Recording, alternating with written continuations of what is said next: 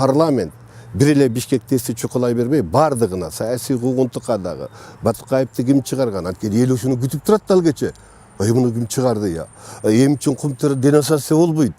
Эми үчүн улутташтырган объектлер бүгүн ким пайдаланып атат? Эми 50ге якын объектлер улутташтырган Бакиевтердин, анын жакындарынын бир жүздөгөн камакка алынган. Бүгүн дым-дым болуп кетти. Ушулардын бардыгына баа бересиң күзүндөгү элдик курултайда. Ошого чейин сен ушулардын бардыгын парламентте карайсыңбы, жыйынтыгын чыгар деп кат жолдодук. Мен ойлойм, эгерде ушулардын баары бир эле Бишкектеси менен токтолуп кала берсе, анан бир эле Атамбаевдин жакындары анан Сапар Исаков менен токтолуп калса, эл канааттанбайт. Анткени бул жерде Сапар Исаков эле күнөөлүү эмес, ага чейинки премьер-министрлерчи.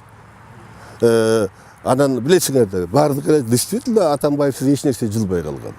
Ошондуктан бул терең изилдениш керек. Жанагы маселелер менен кошо объективдүү. Мына ошондо коомчулуктун багы көксүзү канат.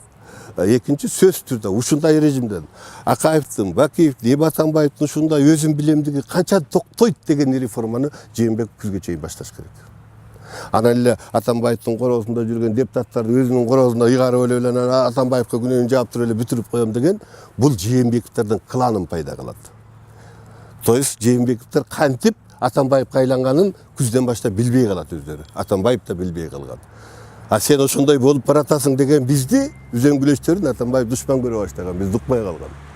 Кээ бирлери каматты мына. Жээнбеков да так ошондой эле Атамбаевдин жолуна кантип киргенин билбей калат.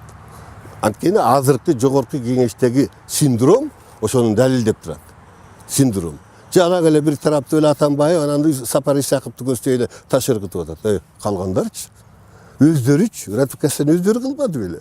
Өздөрү Сапар Исаковду, Жолдубаевди жана башкаларды өздөрү колдободу беле. Эмне үчүн өздөрү саясий жоопкерчиликтин мойнуна албайт? Мына ушул маселелерди өздөрү дагы биздин күнө кеткен экен. Биз ушинтип туура эмес ратификация кылган экенбиз. Бир нерсени айтайын. Камбар ата бир боюнча 37 миллион элдин жонуна түштү. 37 миллион Русский гидрого төлөп беребиз деп. Туурабы? А ким ратификация кылды эле? Ким кайра денонсация кылды? Карапайым элдин ага эмне тийжеси бар? Ошон үчүн депутаттар өздөрү чөнтөгүнөн төлөсүн 37 миллион. Ушуларды ачык айтып чыгыш керек. Бул биздин күнөө, элдин эмне күнөөсү бар? Эмче биз элди төлө дешибиз керек деп.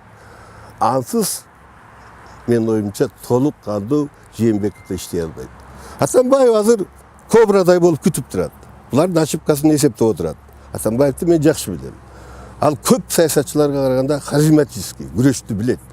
Бир күнү ушу кобрадай болуп туруп, ушундай бир тарс чачат, атат, элдердин жарымы от түшөт. Атамбаев туура айтып атат. Ата Бакиевчилер келген турбайбы?